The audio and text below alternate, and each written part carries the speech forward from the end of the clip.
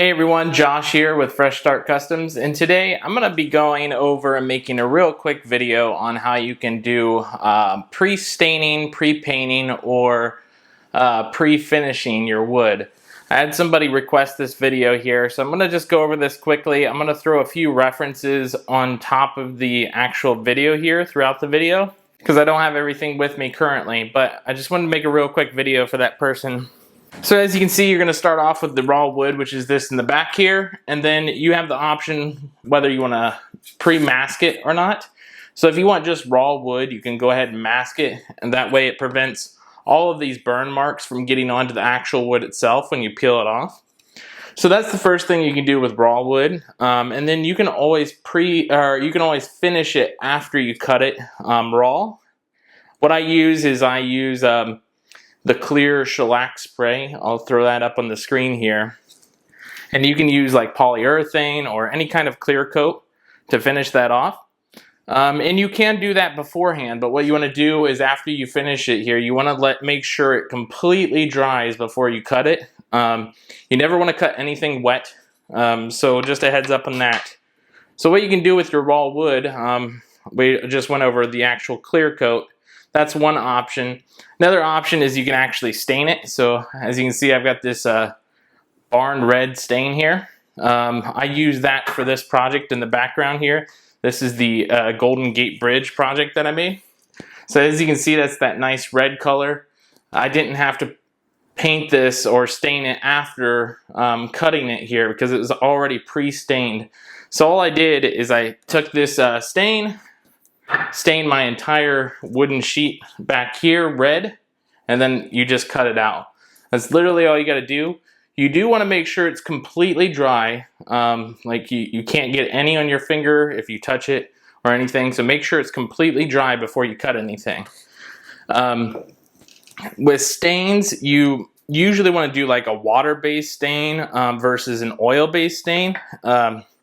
This one obviously is an oil-based stain. It says right there, oil-based. So if you do use oil-based, like I said, you want to make sure that is completely dry, like 100% dry, and you want to keep an eye on this because this is a combustible type of liquid here.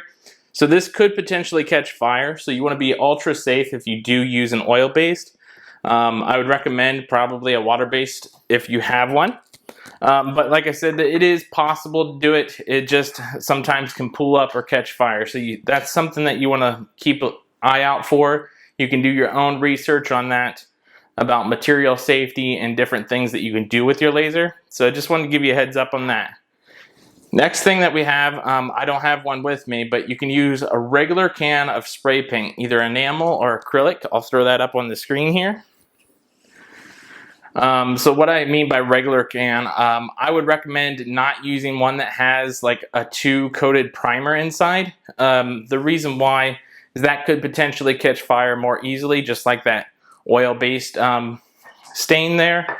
And it can also pull up and then just kind of bubble and mess up your entire cut there. So like I said, there's another thing you want to do research on, but you can use regular spray paint. I've done that on a past project. I'll see if I can actually find a photo of this past project here. If I can, I'll throw it on the screen. If I can't, then I can't.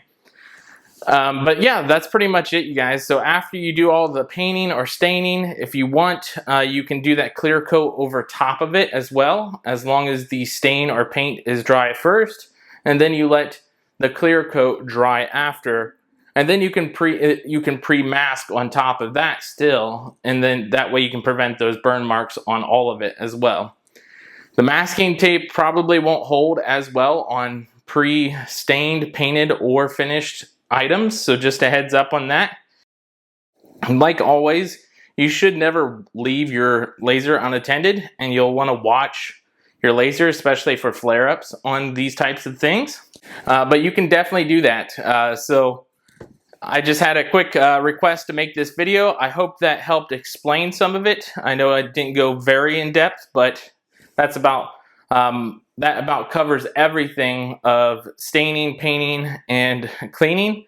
What I usually do is if you stain or paint it first, cut it out, and then do your clear coat afterwards. That way you can get the edges of the cutout piece with that clear coat as well, and then you won't have as much residue that comes off on your finger like that.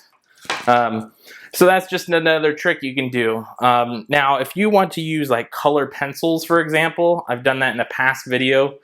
I've done a lot of different coloring videos that you'll want to check out in the past. You can go ahead and check out my past videos there.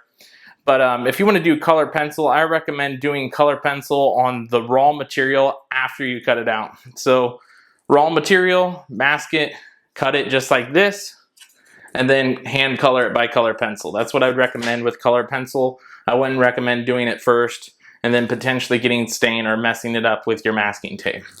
So that's pretty much it, guys. I hope this helped you out. I hope this was a real quick video and a quick guide on different tips and tricks there. If you have any questions, I know I didn't get to cover everything super detailed this time around. Just drop some questions below in the comments. I'll try and answer it to the best of my ability. And definitely do your research on safety materials.